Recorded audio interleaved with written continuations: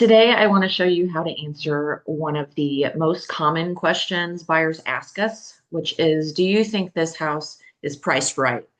So when you're going to show a home, like many agents immediately will give their own opinion based on the listing price, the price per square foot, or what nearby homes appear to be selling for. But a lot of times agents will like just spout off a number. That's something I don't do. I want them to see my values. So what I like to do is I'll tell them, let me dive a little bit more into it. Like if they're ready to make an offer, I tell them, let me dive into it and and then I'll send you over what I think. And they're like, okay, great. So I take a few hours to do this. It doesn't have to take you that long. We have luxury presence and it makes it really easy and it makes this very beautiful presentation for your buyers.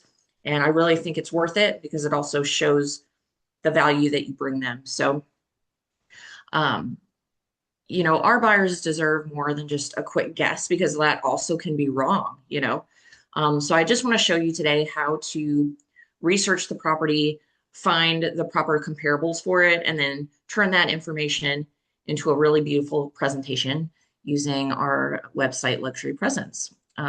So you can log into your Luxury Presence. If you haven't tried to do that already, go ahead and do that. Now, most agents, when you think of CMAs, you're thinking seller, right? But buyers need price guidance too. So, especially when they're deciding to make an offer and how much to offer. So, we want to do it right. So, this presentation gives the buyer something that they can visually look at. And so, it's not just you spouting off a number and they just have to trust you. It's something that they can visually see from information you've gathered for them. So, I think it's pretty cool. So the one thing we do have to remember is that we are not appraisers. We're not promising what a property is worth or what it appraises for. We're just giving our client a professional opinion based on the information currently available that we kind of put together for them in a presentation. So before we start that, we do need to understand the property that our buyer is considering putting an offer on. So this is called the subject property. So you want to pull up the listing in Georgia MLS, FMLS, whichever one you like to use. And then just take note of the important details about the house. So the address, current list price, original list price, how many days it's been on the market. So it's sitting a while.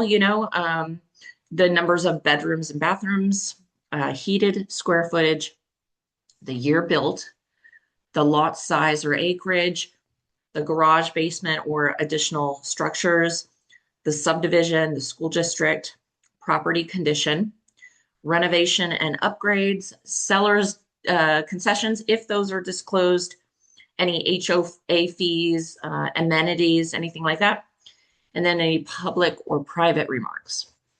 And then you also want to look at the listing history. Has this been listed before? Have they kind of removed it and put it back on? Has the price been reduced? Things like that. Did it already go under contract at some point and then went back on the market? And those details really help us understand how the market has responded to this property. But we really shouldn't ever assume the contract fell apart because of the house, because it could also have been the buyer's financing just didn't go through, just a personal situation or something completely unrelated to the property. So once we understand the subject property, we can start searching for comparables. And the goal is not to find houses that are just located nearby. It's nice if we can find that.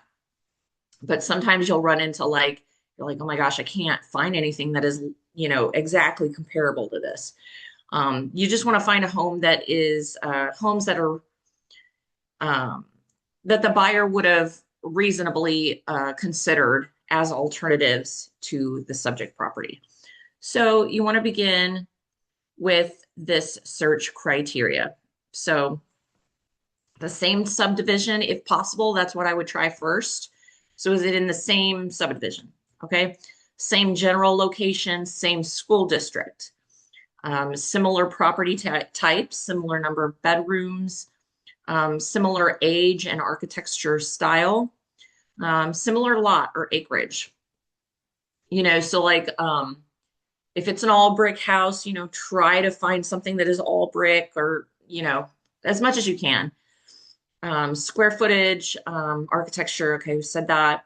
Acreage, similar condition or level of renovation, and the sales within the last 3 to 6 months. We just want to try to start as close to the subject property as we can. And if you can't really find enough appropriate properties, just gradually expand the difference. So maybe you start out at 3 miles, within 3 miles, right? If you're not really seeing much, expand that to 5 and so on. Because some of the properties is, especially like the ones I've been showing lately, they're on several different acres, several acres of properties. So, the houses are going to be a lot more spread out. So I've been having to expand out quite a bit more. So for new construction, I would pay attention to the builder, the floor plan, the community incentives, and whether the comparable is also new construction. You can use sold, pending, and active properties. I like to include kind of a combination of sold, pending, and active when they're available. Because active listings are going to show what the sellers are asking right now, and kind of how people are responding to it. You kind of see how many people are saving it, stuff like that. As sold listings are going to show us what buyers are willing to pay. Pending properties are going to show us where buyers are currently responding, although we usually aren't going to see a final sales price until that transaction closes, because you can pull that up after it closes. You can see in the FMLS how much seller concession that they did on those. If you don't know how to do that, please ask someone. And then active listings are going to represent the property's current competition. Okay, so active listing doesn't prove that a home is worth that asking price, but it does tell us what another seller is hoping to get on that property. So sold properties are usually going to be the strongest evidence of market value because those transactions have already been complete. So now you don't need to overwhelm the buyer with 15 or 20 different properties. I would stay to like maybe 3 to 6. I really probably wouldn't give them more than 3. Just you don't want to overwhelm them with information and stuff. And every property does not have to be identical. Sometimes that's just really impossible. You just want to find the most similar and then, just adjust for whether it has certain features or it has more features than the ones you're looking at. So before adding a property to your presentation, just ask why you're using it. Is it a similar size? Is it a similar neighborhood? Ask those questions. And would a buyer or would your buyer reasonably compare these two houses? Or could you see your buyer also liking that house? Okay. And then I kind of went over already, like the things that would make a difference, which like, let's say maybe other houses had more acreage, or maybe your subject house has more acreage. Maybe it's older. Maybe it has a pool. Maybe it has certain things that the other doesn't have. Like a fully renovated home on 5 acres should not automatically be compared to like a dated home on a half acre, just because their square footage is similar. So you do have to be careful with the square footage as well. The price per square foot doesn't really fully account for the condition, the acreage, location, or any upgraded features. So, but now that we've kind of talked about the subject property and you've picked out your comparables, now you can create your presentation. So then you want to log into Luxury Presence, and let me start sharing my screen now. Give me just a second.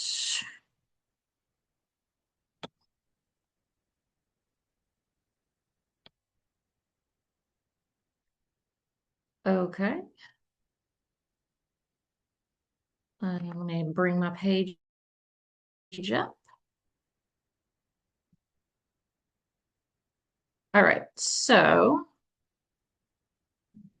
get out of that. Let me get into luxury presence here. Go ahead and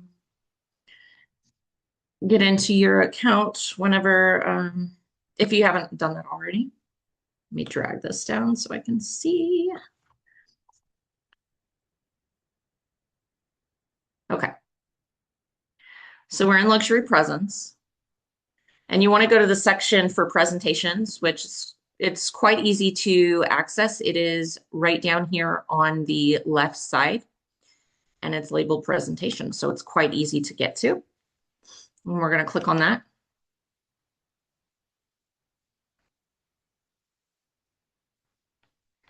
And then you want to choose the option to create a new presentation or CMA. And as you can see, I love this feature of luxury presence. Okay. I love this, love this. So I've already made a few for my clients, and I've asked my clients, do you like this? Is this helpful for you? And they're like, oh yeah, like they love it. So this is something that personally I'm going to continue because I can tell that like my buyers super appreciate it and it's helpful for them because again, this gives them something visual to look at. So this is not a home seller. This is a buyer. And what I'm doing is I'm using the CMA presentation. When you go to new presentation, you can choose one of these templates. So you have seller, home buyer, CMA. So I've looked at this one before, and I can show you, but it's kind of more about like finding a home. It's not an actual like a report you could put together about a house. So that didn't really work for what I was trying to do.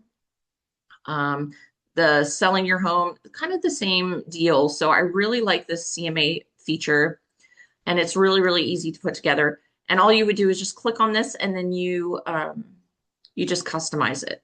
So I'm going to go back here because I want to show you what I've already created. And then I'm going to go to edit, and we'll show you what this looks like. So you want to use a professional title. I just say custom CMA for client's name and then the address of the home. That way, if they wanted to file this away, or even like use it to compare to other houses, they can look back. They have it all labeled. They can look back on it. So I obviously added all of my information there. Website. I put here $1 million producer in Metro Atlanta, social media strategist and author. Okay, so put anything that's like relevant to you there. And then created by, and that's my name and phone number there. And let's see. I need to move this out of my way so I can go to the next page. Let me see.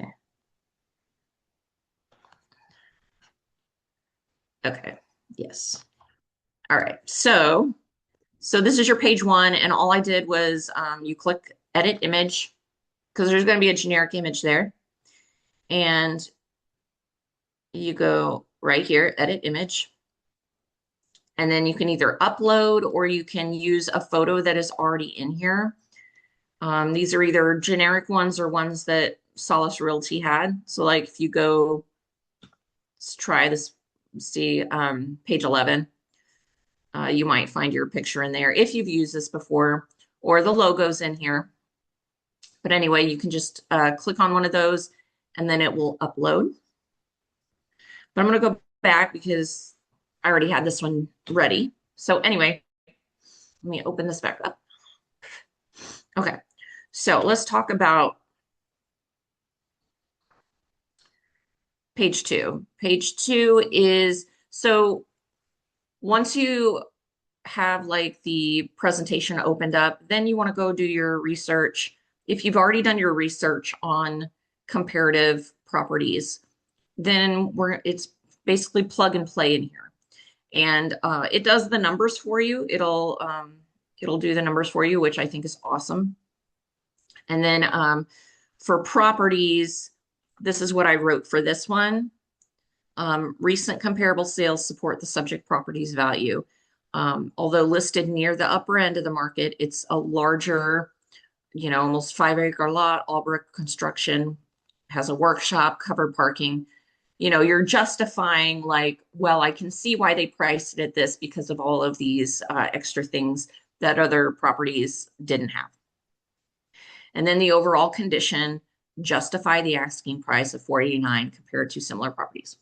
One thing you don't want to do is on any of this, when you do this, which this is fine, they can still like come to their own conclusion what they think it's worth, right? What they want to offer.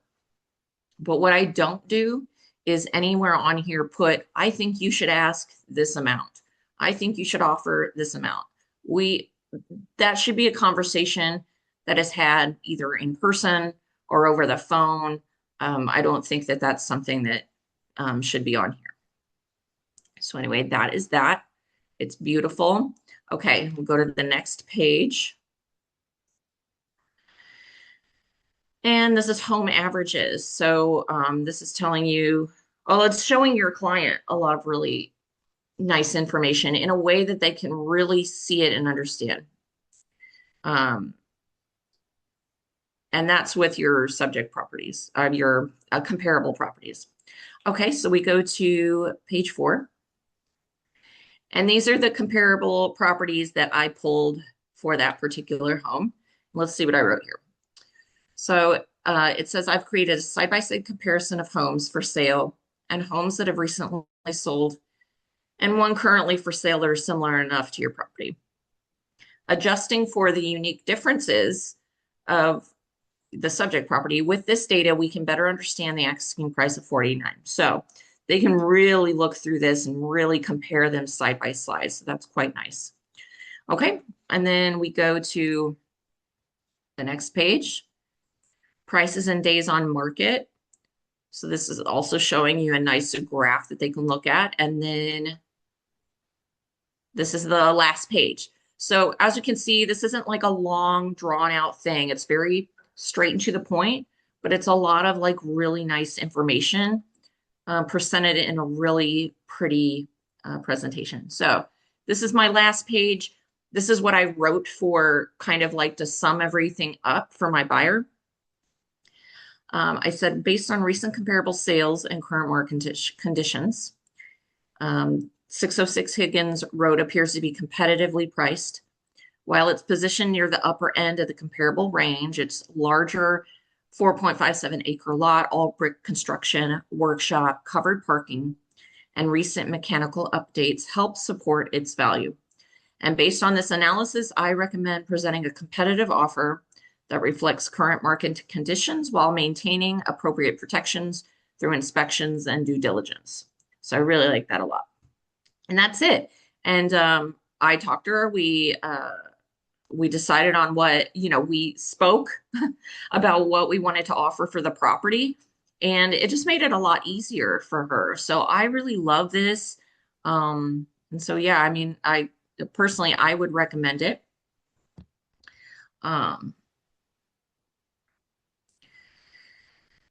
So, I mean, bottom line is, again, we're not performing an appraisal.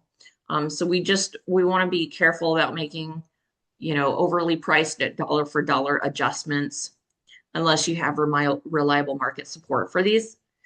But you just want to identify whether each comparable is, generally superior, inferior, or similar. So you can describe those differences in the presentation that you make without pretending that every feature has an exact predetermined value. So the question is not simply, what did this house sell for? It's what did this sale price tell us about the subject property? So, and you can give the buyer a range, but I didn't even want to do that because I wanted to just talk to her directly. And so I think that's best. Like, I don't know. I don't like writing like specific numbers like that, but you can give them a range. Um, so anyway, once this is all complete, it's already customized. Just make sure your name and contact information is yours, your brokerage name, all of that is on there. And then send it. So make sure it looks good on both computer or a phone. A lot of buyers are going to open it up on a phone. And you can email this presentation or actually even do a shareable link. So you can click share up here, top right, and then copy and share it, or you can download it. So a few different choices there. But the biggest takeaway, I think, is that we should not casually tell buyers that a house is overpriced or underpriced without being able to support that opinion. So this really helps us be able to educate our client and demonstrate our value. It builds trust. You can explain the market very clearly on paper, develop a really strong offer strategy, and then document the information considered. So luxury presence, I love it. Gives us a really professional, beautiful way to present the information. But the value still comes from your research and how you explain it to your agents. And so this is just a way to make that a lot easier. So the next time a buyer asks you, is this, you're going to a showing, you guys are standing outside talking about it, and they're like, I don't know, what do you think? Do you think this is priced right? You will have a process in place to give them a thoughtful, professional, and really visually polished answer instead of just either spouting something off or something like that. I think they will respect you and trust you so much more if you just tell them, if you give me a few hours, let me dive into it, and I'll see what I think. And I haven't had anybody not be okay with that. And I think, in fact, that they really appreciate you not just spouting off a number like you're guessing, because you don't want to be wrong and then they feel like they can blame you for something later. So before we finish, if anybody has a property they're currently considering, we can use that as a quick example if anyone has that, or if anyone has any questions.